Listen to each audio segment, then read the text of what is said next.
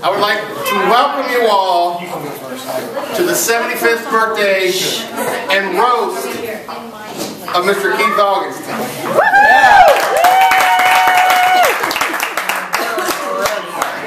Born February 24, 1937, to Paul and Lilo Augustine, in the back of a covered wagon halfway between Plymouth Rock and Williamsburg, Virginia. The family of 5 eventually followed the Pony Express west and ended up in Waldo, Ohio, where they had stopped for a fried bologna sandwich. On January 29, 1955, Keith married the only woman who would have him, and they had their own family of 7 children. Brenda, Robin, Leanne, Merritt, Don, Marna, and of course Lorena. As we all know from history, there was no such thing as birth control back then. Because we know in a perfect world they would have stopped after Brenda. But your grandma was a sexy Protestant. He is also the proud owner of 23 grandkids and 10 great-grandkids. Basically, to make a long story short and get on with the program, between then and now, Keith has been a businessman, an athlete, a coach, a band geek, a singer, a performer, a horseman, a butcher, an astronaut, a senator, and bless his heart, an Obama supporter. Which pretty much brings us up to speed. And now, without any further ado, I welcome you to the 75th birthday roast. Sit back and enjoy. And remember, it's all in fun. When I was pregnant, are you embarrassed yet? Yeah. With Joseph, I had a 2-year-old daughter, and she said to Grandpa, "My mom's pregnant," and he was about the shade of those red balloons back there. You don't say pregnant in front of Papa Augie. It embarrassed him. But it didn't embarrass him near as much at 41 when I said, "Guess what? You're going to be a grandpa again." He got up one morning, couldn't find his teeth. They looked all over for him. Do you remember, Dad, where you found them? Yes, I remember. They weren't soaking in the denture cup. But he must have been warming his coffee because that's where he found them. So Lorena at 10, sometimes she kind of had to help Dad get home some nights. But thankfully, he had taught her well how to drive not only the Cadillac and the pickup truck, but the horses. Dad always was into the baseball coaching Little League thing. And we lived in Marion. And I remember going to the high school where we had practice. I do remember one time with my dad really kind of let me down because his brother had horses on a farm. And they were fenced behind electric, which I knew nothing about, Jay. But Dad says, "Let's go look at the horses." So we're all standing over there looking at these horses, and Jay has a carrot to feed the horse. And he says, "Here, take this carrot and touch the fence. It won't hurt." Dad says, "Yeah, go ahead, Robbie. It won't hurt anything." Well, I really never forgave Jay. But I did forgive Dad for encouraging him to be a bad boy. But all in all, I just wanted to kind of wrap it up saying that, if I can't do this without tears, I don't know. You've been an awesome dad. You've been there to support me all along, for all of us. And I'm honored to be able to harass you just a little bit. And I'm proud of you because you love us all so well. Phil, come on up. I don't have any witty stuff to say about you because, well, I already wrote my speeches. So. Okay. Well, I know he don't know his bad stories. I got one story to tell, and we were up at Strasburg, and we decided we were going to take a team picture. And, no, it wasn't Strasburg, it was Sandusky, my bad. So we're up at Sandusky, and he's got all these ideas in his head. And he's like, well, we need to put these bags here, we need these ball buckets here, and we need the girls to pose this way, and you need sunglasses, and you need this, and you need that. And you would have thought he was a professional photographer, which he said he used to do that song. So anyway, we had, the other teams, they were walking by and they were looking at us like, you guys know, how do you know? But anyway, he's got us all spread out, and we're taking these team pictures. We even had the team dog in there, and but come out really nice. And then we ended up making a big banner that Lorena got made, and we ended up taking that to nationals out in Indiana. I think that's where we're at. Yep. So that was really neat, and the picture come out really good, and it would never look that good without all his ideas. So then we tried to repeat it last year, and we're up at Strasburg, and that was more of a fiasco. The girls didn't really want to cooperate with him too much. And then the worst one was when he says, "Okay, let's take one of you girls walking away with your bags behind you." And they all drag them, they got wheels on them, so they're dragging them away. I thought they were going to leave. But they came back, we finished up taking pictures. So those are kind of my memories of Augie. Like I said, I haven't known him real long, but it's been a real pleasure to be around him, and he's been a real pleasure to me. So I appreciate that. Seems like a common theme. The girls aren't cooperating with it. All right, our next roaster doesn't know how to prepare or bring anything but a bag of chips. He is the pretty boy of the family, though. I'm actually not even quite sure what team he plays for. They say there's one in every family, but I don't know. Greg? I mean, what do you really say about a guy who knows everything? No, seriously, ask him, he's never wrong.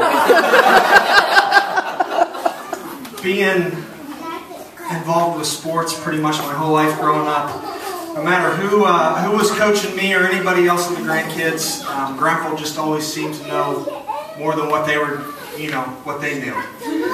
No matter where you were playing, what position you were at, how much playing time you got, JV, varsity, Grandpa always knew better, and out of respect, I think he just always thinks the best of his grandkids. So that's a lot to say for him.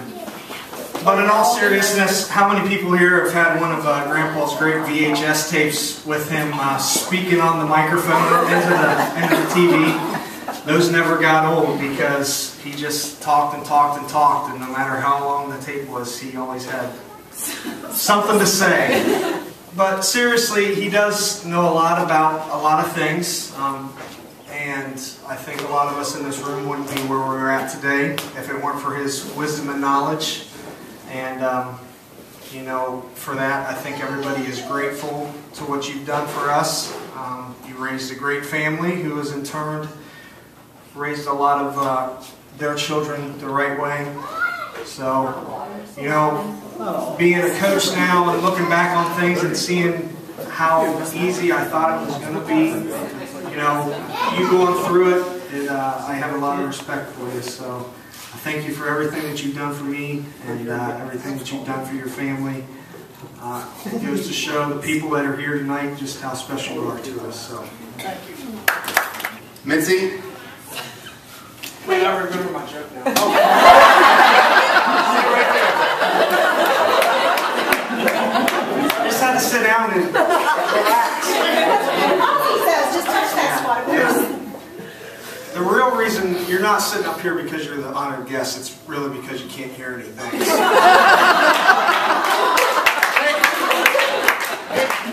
When Chris called me, texted me, he asked me if I wanted to roast, and I said, "What do you mean?" He says, "You've never heard of a roast?" I said, "We have chicken and beef."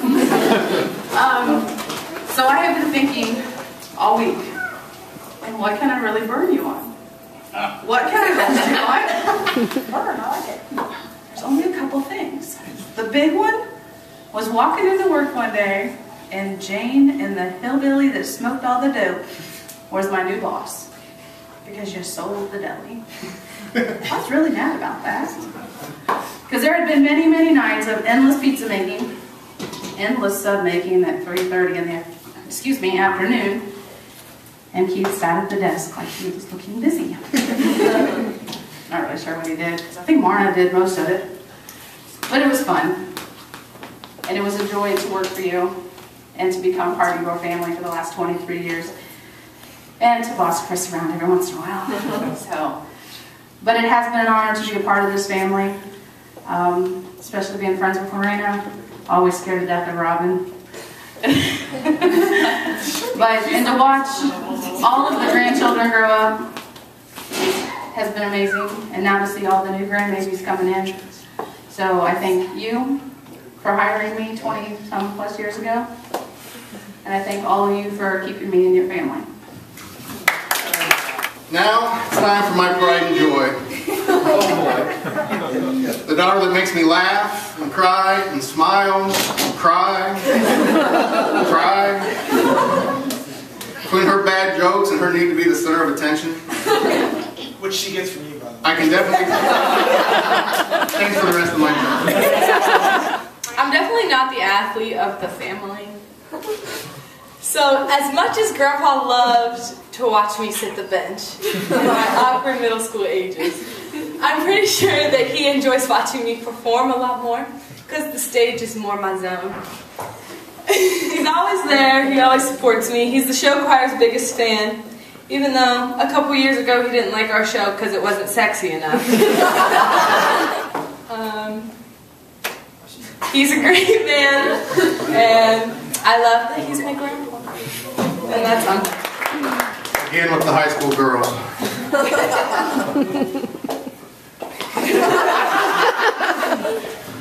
The next lady we have to speak is the only person I know that loves herself more than Augie loves himself. Her self-confidence is hereditary. This woman definitely got the dominant gene. Leanne. What can you say about a man who is admired, revered, and loved by everyone? I can say that it's not my dad. I know, Dad, that tonight is supposed to be about you, but I wanted to start with a lesson that Mom taught me. I believe she was referring to Mrs. Shaw, but I think the same lesson applies tonight. If you can't say anything nice about someone, don't say anything at all. According to Lucille Ball, the secret of staying young is to live honestly, eat slowly, and lie about your age. Dad has taken it one step further. This seems to be a recurring theme. He has discovered that since no one else is still around from his age, or when he was in his prime, he can also lie about his accomplishments. I think he believes that keeps him young. From football star to professional baseball player, well, almost professional baseball player, to gifted singer and spirited dance master, Dad was the bomb. And I truly think he's afraid nobody will remember him when he's gone, so he feels the need to talk about the good old days. Gee, I can think of several reasons he'll be remembered. He wouldn't like any of them, but I can think of them. Dad has told us countless stories about how active he was in high school sports. However, I'm not quite sure what position he played. Let's see, he played baseball, basketball, football. I think the coach called him one of the team's drawbacks. Was that the position you played, Dad? Seriously, he was and still good at everything he does. Unfortunately, he can't do anything anymore. I'm sure that most of you know this, but my father was the youngest of 3 children. In fact, he is what I refer to as a blessing to his parents. I am not saying that he was an unwanted child, but when he started school, his mother told him, if a strange man offers you candy to get in his car, please go with him. Both his sister Deglora and his brother Jack has told us countless stories about how much trouble he gave the family and his parents. He was expelled from Waldo, transferred to Harding, expelled from Harding, and nearly burned down the house at age 12 when he started smoking cigarettes out behind the barn. He had numerous fistfights behind the gas station. He was a rebel. Once when he was younger, he told us that he had run away from home. His parents sent word to him that said, please don't come back, it's okay, all is forgiven. The other part of his youth that we hear a lot about was his love life. That seems to be a reoccurring thing too. According to Dad, he was the man.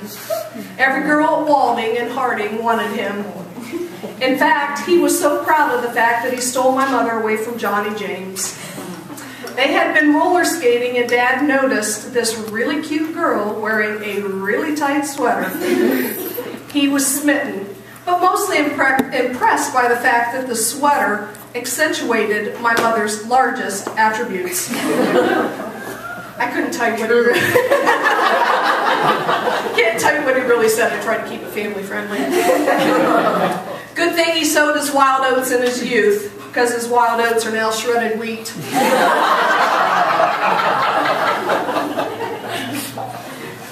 My dad definitely put the fun in our dysfunctional family. He gave dance lessons to all of my girlfriends. He taught me how to laugh at myself. He did teach me the art of bragging, saying that if you can't be proud of your accomplishments, who will? And not too long ago, Dad and I were sharing a special moment when he told me that he had a very noble purpose in life, to serve as a warning to others.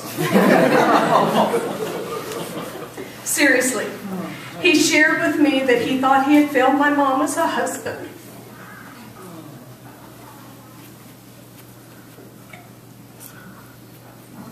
Sorry. I can read for you. It's supposed to be funny. Obviously, you didn't watch that. He had failed me as a father. And he went on to say that really hit him when my mom was killed. He made a promise to himself that day he would spend the rest of his life making it up for all the wrongdoings and misgivings that he had had, and he thought he brought to our family.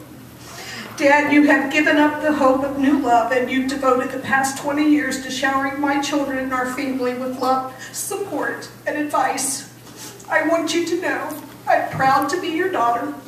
You have a big heart, a tender spirit, a great sense of humor, and I love you very much.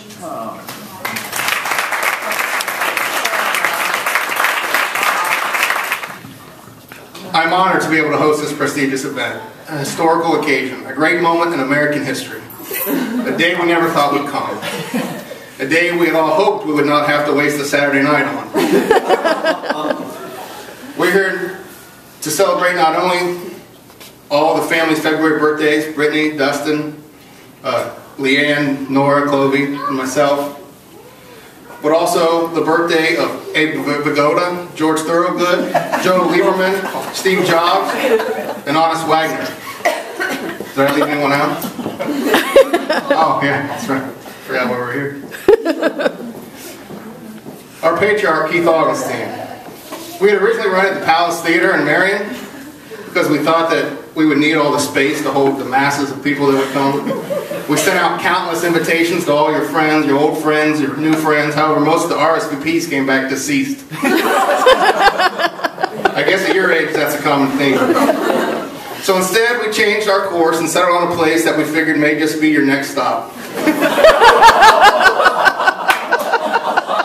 I mean, how appropriate is it to celebrate a 75th birthday party at a funeral? I'm still riding in the front of the car. And by the way, before you leave today, your funeral director would like you to pre-plan it. I've had the great privilege of learning so much from this man, from my early years up until today. Never a loss to give a life lesson. Very important lessons. I learned how to gamble from this man. I've been betting the pony since I was about 8 years old. And I'm pretty good too, but I've also learned how to toss the can out of the side of a truck and get it in the bed of the truck while at the same time reaching through the middle window into the cooler to get another soda. I can recall countless hours at the Marion YMCA shooting baskets. He taught me the set shot and the underhand free throw, which, by the way, somebody else on this panel probably could have used one night a few years ago at River Valley.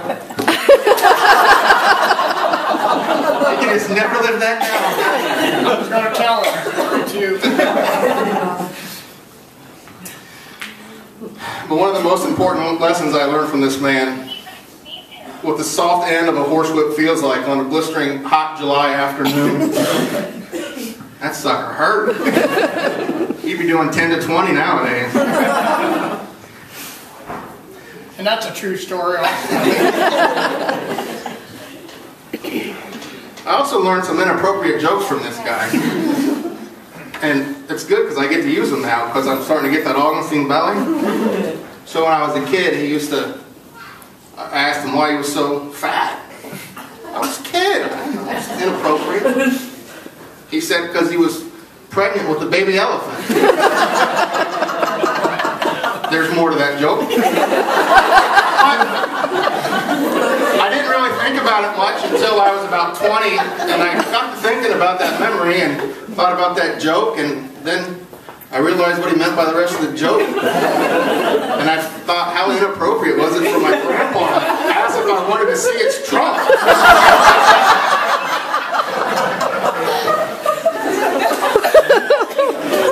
This man has truly done it all and has perfected everything. And if you don't believe me, just show up to any event where he is supporting a child or grandchild. He has coached football better than Woody Hayes and Vince Lombardi. He has more wins in basketball than Red Auerbach and Coach Krzyzewski.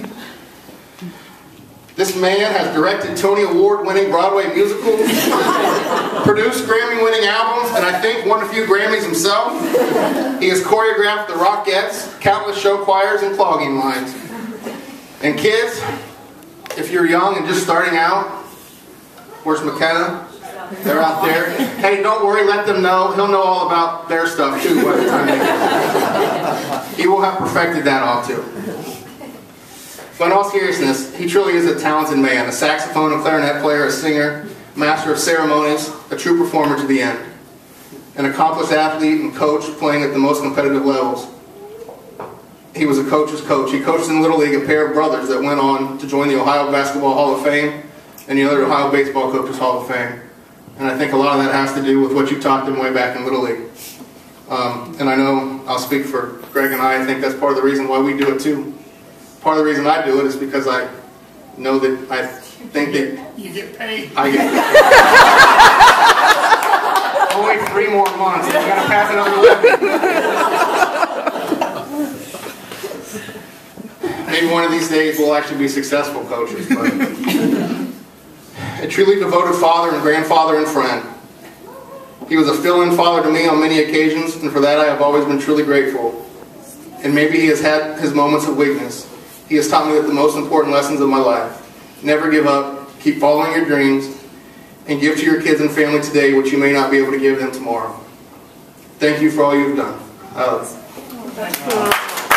forgot the birthday present that we got you. Chris can hold it up. And it kind of, I mean, it went with my little speech, but I think it pretty much goes with everybody. We got you this nice little shirt in a size smaller than what you typically worn because you've lost 50 pounds. But it says, the older I get, the better I was.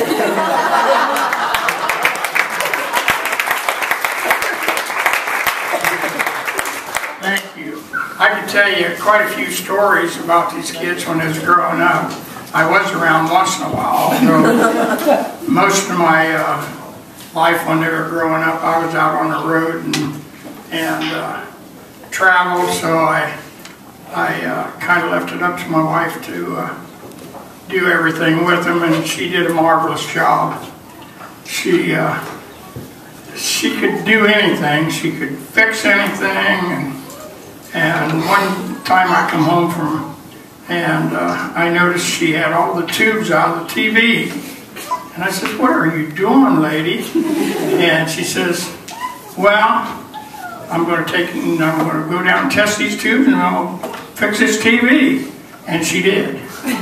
She was always fixing something. But the other thing I remember about your grandma and your mom is I was working second trick, so a lot of times we didn't exactly come right home from second trick. We partied a little bit, or we went to somebody's house and played ping pong or did something. But I got home about 5 o'clock in the morning one morning, and Marilee was sitting on the edge of the bed and putting her shoes on. She was already dressed, and I says, "Where are you going?" She says, "I'm just going uptown to find out what the hell you do at 5 o'clock in the morning." And she put up with a lot of that. And as Leanne said, I regretted it later on in life. But anyhow, she did a good job with all the kids. I can remember a couple stories about the kids. I remember when Marna was about, wasn't quite 4 years old, because we had horses. I think it was Marna, anyhow, it might have been one of the other kids. But Marna, all the kids rode horses back then, the older kids. Robin, she was a contester, and Leanne, she never had enough nerve to do that, so she rode pleasure. And then our oldest daughter, Brenda, she really didn't like riding at all, but we just had this old pink mare that we would have bred every year. And so we were, my wife and Marna was taking her over to the horse barn where we get them bred, and Marna looked over at Mom and she said, "Mom, where did Dad take you to have you bred again?" And that's a true story. That always kind of set me off. I always loved that story. You might plug in there that she was carrying Lorena at the time. Huh? You might plug in there that she was carrying Lorena at the time. That she was pregnant. I can't hear. Yes, Lorena was, Mom was pregnant. I guess they'd got that. Pregnant with Lorena. And I could always remember all my kids' birthdays because I know Brenda was born in '55, and I couldn't hardly wait to get Mom home because 11 months later she was born. But then there was 2 years difference in all of them until we got up to Lorena, and that was another 4 years, and I don't even know if that was just an accident or what. And, I'm a new consumer, I know. I know we recently lost a daughter that I really loved to death. But I'll have to tell you a little story about her too. And she mentioned Mrs. Schaub there a little bit ago. Mrs. Schaub was a French teacher at high school. And so every night we'd sit down to eat, and somehow or other Mrs. Schaub would come up. And of course nobody ever cussed around our house or anything. And I was even pretty good at that. I never cussed. But so every night we sit down, right after Leanne would spill her milk, because that was an every night occurrence also. We were talking about Mrs. Schaub, and Brenda wasn't saying too much, and all of a sudden she jumped up and she says, "Well, she pisses me off," you know? And Mom and I just couldn't hardly keep from laughing because we didn't know where she ever got words like that, you know. But anyhow, I'm really proud of my kids, and all my grandkids have been more to me than I can really say. The last 20 years, I've really learned to enjoy them, and I appreciate everything you've done here tonight for me. Thank you.